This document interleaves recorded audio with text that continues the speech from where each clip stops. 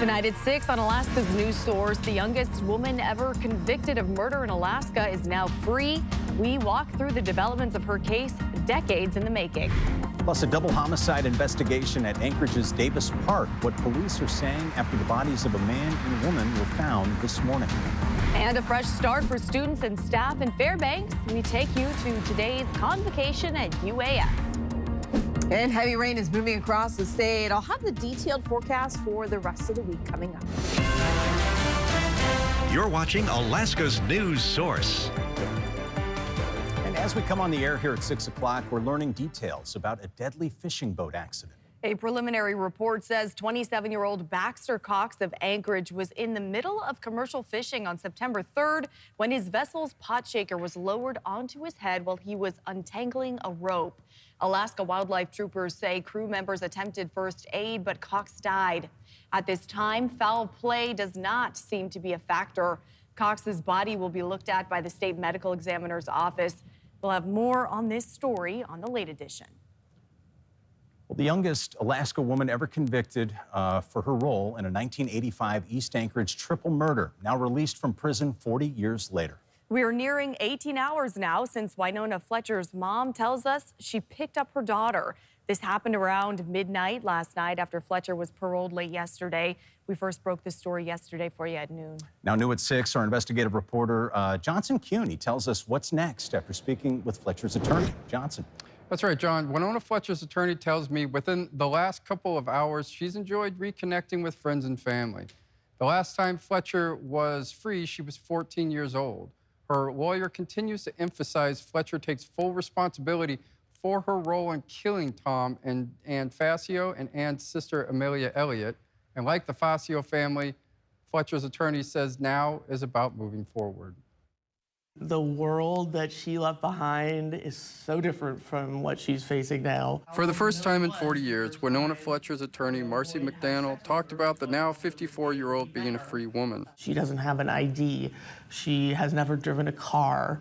She has never, filled out a job application because she couldn't when she was 14. A stark contrast from 1985, when a jury believed the then 14-year-old had conspired with Cordell Boyd, the man prosecutors said was her boyfriend, to murder 69-year-old Tom Facio and his 70-year-old wife, Ann, and Ann's 75-year-old sister, Amelia Elliott, after the two of them said they needed to use their phone. Winona receiving 297 years, 99 years for each victim. Words can only do so much, and they're easy to say.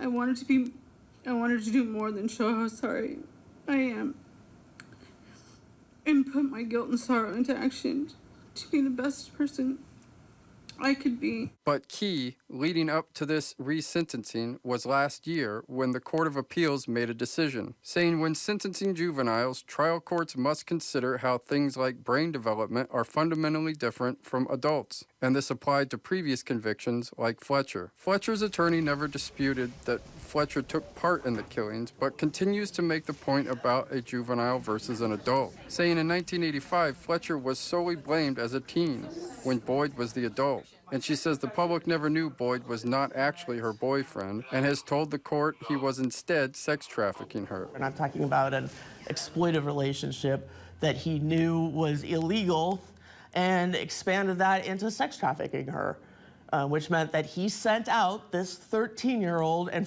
then later 14-year-old onto the streets of Anchorage to do sex work or, prostitution, and then took the money for himself to buy drugs. Monday's resentencing from 135 to 60 years to deal with any problems with her at all came after a 2-day hearing. It included Highland correctional employees describing Fletcher as honest and caring. Under state law, the 40 years she already served of her new 60-year sentence meant that she served 2/3 of her sentence. On Monday, the ruling meant she is eligible for mandatory parole. I'm excited. The Lord answered my prayers. I'm happy she's coming home. Fletcher's mother, Susan Schubert, was 30 years old when Fletcher was arrested. She's now in her 70s. After the ruling, the Facio's grandchildren say it is also time to move forward. We are feeling hopeful that this is done. That's really what we wanted, is to be done with all of this.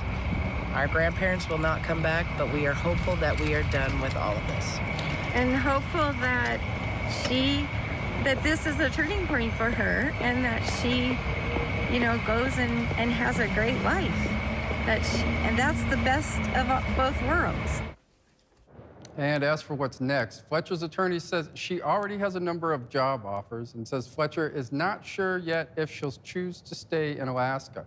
Fletcher and her mother both have turned down requests for comment, her attorney saying they just need time to catch up as a family. Johnson Kuhn, Alaska's news source. Johnson, thanks so much. Anchorage police are trying to figure out more details about a double homicide that happened, they say, this morning near Mountain View Park. The bodies of a man and a woman were found near Davis Park in an area known as the Snow Dump. Both bodies discovered with gunshot wounds. Now, the Davis Park area experienced a big homeless camp abatement back in June, but officers say there were no active camps or tents when the bodies were found.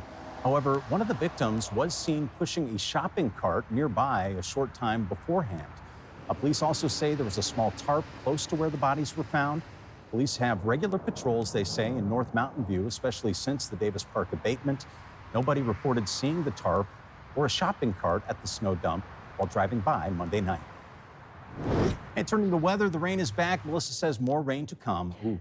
All right, Melissa, sounds like we'll see this rain sticking around for a little bit longer. Yeah, I was just checking in on that radar where we are still seeing some very pockets of heavy rain. The rainfall total is just impressive here as this rain really just moved in the second half of the day. You can see those bands pushing north, yellows and reds indicating that heavier rain, which we're seeing pushing through the Susitna Valley. Wet conditions also across Prince William Sound. A bit of a break on the way for western side of the Kenai Peninsula and Anchorage. We'll get in on that break as well. But certainly not done with the rain. Again, a lot more is going to continue to move in and develop as we head into those overnight hours. So be ready for the rain in South Central. Still seeing showers closer to the center of this storm in the southwest corner of the state.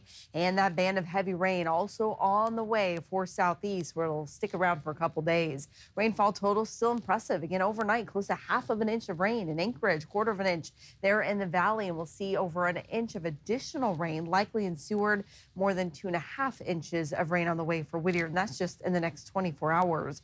And you see those soggy streets with some ponding water in Anchorage and Midtown. Clouds lifting a little bit in Palmer at this hour and seeing some sun breaks and warmer temperatures still in Fairbanks. Showers move in for you tomorrow. Still holding on to that sunshine another night in Ketchikan. Temperatures there sitting in the mid-60s. So looking ahead, bottom line, if you're in South Central, Southeast, Southwest, be prepared for the heavy rain as we head through the day tomorrow. Showers will be in and out for Anchorage with high temperatures topping out just barely at 60 degrees. We'll see those showers reaching the interior tomorrow. Bethel, you get a break from the rain. And I'll have a closer look at that rest of that 7-day forecast here in a few minutes. All right, thank you, Melissa. And tonight in the interior, learning more about the University of Alaska Fairbanks' both challenges and priorities. The interim chancellor talking today about the budget and enrollment numbers. Also, Mike Frega, telling students, faculty, staff about enhancing the university's research status. It was all part of the annual convocation today. While the interim chancellor says lower 48 student enrollment is up, he says for Fairbanks, federal funding uncertainty and budget cuts remain a challenge. You're watching Alaska's news source. So we're in the month of September, which is Fetal Alcohol Spectrum Disorder, or FASD month. But today, the International Day to recognize and bring awareness to the dangers of mothers drinking while pregnant. Joining us now is self-advocate and vice president of the Alaska Center for FASD, Gina Shoemaker. Thanks so much for joining us today, Gina. First off, tell us a little bit about why have you and your organization made this your mission to make sure people are even aware of FASD? Well, I was diagnosed at 50 years old and joined the board to help raise awareness and to end the stigma. A lot of people thought I couldn't have it because I didn't look that way, and it's only 10% of us have the facial features. Wow. Gina, can you talk a little bit about the seriousness of drinking while pregnant and talk about some of the issues that someone with the disorder may experience in their lifetime? Well, learning disabilities, there are a lot of other different abilities that we have due to having prenatal alcohol exposure, but it does it's considered an invisible disability, so not a lot of people know that we have it. And that makes it almost more difficult because people have expectations that are unrealistic. For me personally, I can spell anything, but I can't multiply. So my brain just works different. It's a brain-based difference, so we're all different. It's a spectrum. It's a spectrum disorder. Okay, and tell us, when it comes to resources, you've got your group, but how can mothers and families seek help or guidance on this? Well, the Alaska Center for FASD has a great website, lots of resources to help people to find help. You can talk to your medical provider and ask them to help with a diagnosis. You do have to get a neuropsych, and it is quite extensive to get a diagnosis, but it's definitely worth it in order to get the help that you need. The earlier you get it, the interventions, the better it would be. Okay, all right. And with Gina Shoemaker with the Alaska Center for Fetal Alcohol Spectrum Disorder, thank you so much for sharing your message with us tonight. Thank you. Thanks for listening. Click subscribe so you can get the latest podcast from Alaska's news source automatically. And stay up to date with breaking news and in-depth reporting available for free 24/7 with the Alaska's News Source app.